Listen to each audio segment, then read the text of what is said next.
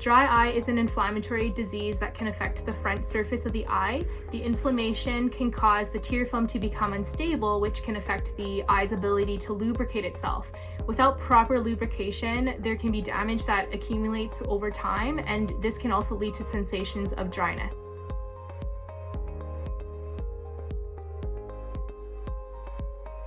So some of the signs and symptoms of dry eye may include a sensation of dryness, burning, grittiness, and irritation.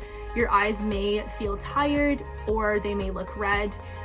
Since the tear film is unstable, it can also lead to fluctuations in your vision, and sometimes the brain may sense that there's not enough tears on the front of the eye, and this can cause the glands to overproduce tears, which can lead to watery eyes as well.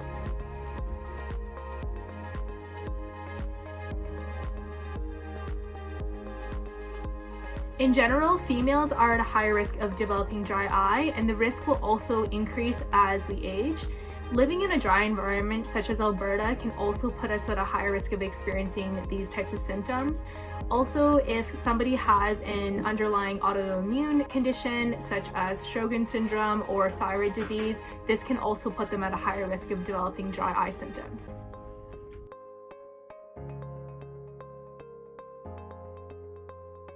Dry eye can lead to temporary fluctuations in your vision. It can sometimes feel as if you're looking through a film. Typically, these symptoms may become more noticeable if you are reading or working on a computer. Usually, these fluctuations in the vision are only temporary, and you may find improvement if you thoroughly blink your eyes or take a break from what you're doing or treat the underlying dry eye.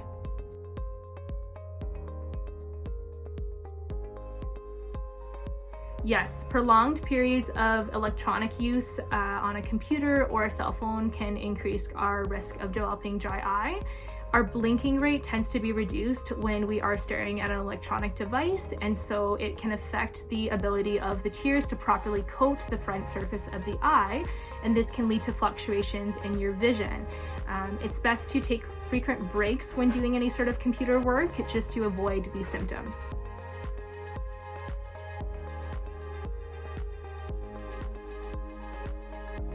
So treatment options for dry eye are typically focused on restoring balance to the ocular surface again.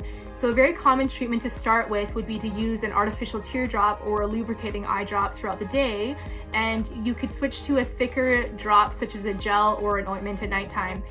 We also may recommend a warm compress, which can help with the expression of the oil glands, bringing more oil into the tear film. There are other options as well, such as prescription anti-inflammatory eye drops or drops that can be used long-term in more severe cases.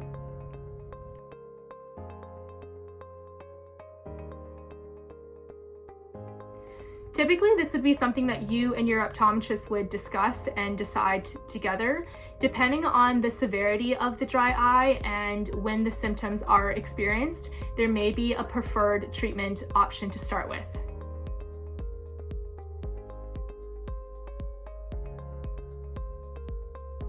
So in general, because dry eye is a chronic condition, usually some form of treatment is required long-term.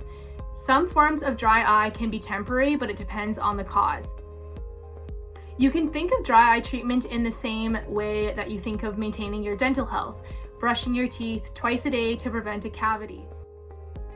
Same thing with dry eye treatment. Be consistent with the treatment that's been recommended for you to prevent flare-ups.